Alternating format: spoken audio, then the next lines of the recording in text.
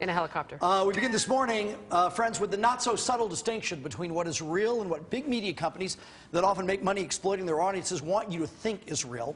The folks who run KFI Radio want you to think they're offended by the remarks of talk show hosts John and Ken, most notably John, who earlier this week called Whitney Houston an ugly name that suggested, in essence, Whitney was a drug-using prostitute. The remark was made on Tuesday afternoon, and KFI management was so upset, so offended, they suspended John and Ken on Thursday afternoon. I guess on Wednesday, they weren't upset or offended at all. Only after other broadcasters and those on the web got wind of the remarks and started to create a stir did KFI decide, heck, we better do something to indicate that we're upset, and the suspension came down.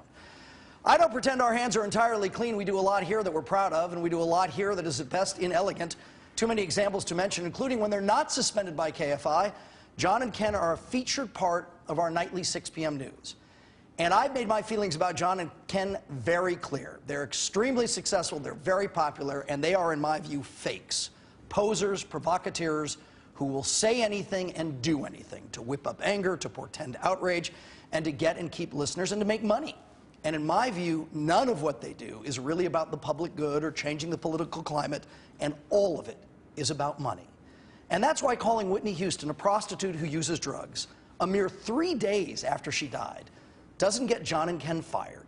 It just gets them suspended because they make much too much money for their radio station. Trust me, I know all about suspensions. They are at best meaningless gestures, and I've had 3 of them here myself. Here's what John and Ken have said about their suspension. Quote, "We made a mistake, and we accept the station's decision. We used language that was inappropriate, and we sincerely apologize to our fans, Houston." Let me tell you something about that statement. In my opinion, not a word of it is genuine. Using the exact same language of these so-called spokesholes, who they regularly criticize on their show, John and Ken now are likely feeling zero guilt, zero remorse, and are more than likely enjoying a comfy vacation.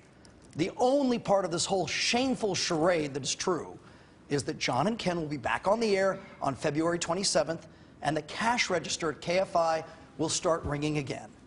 You and I are smart enough to see right through this transparent suspension. I wish KFI respected their audience half as much as they respect money. All right.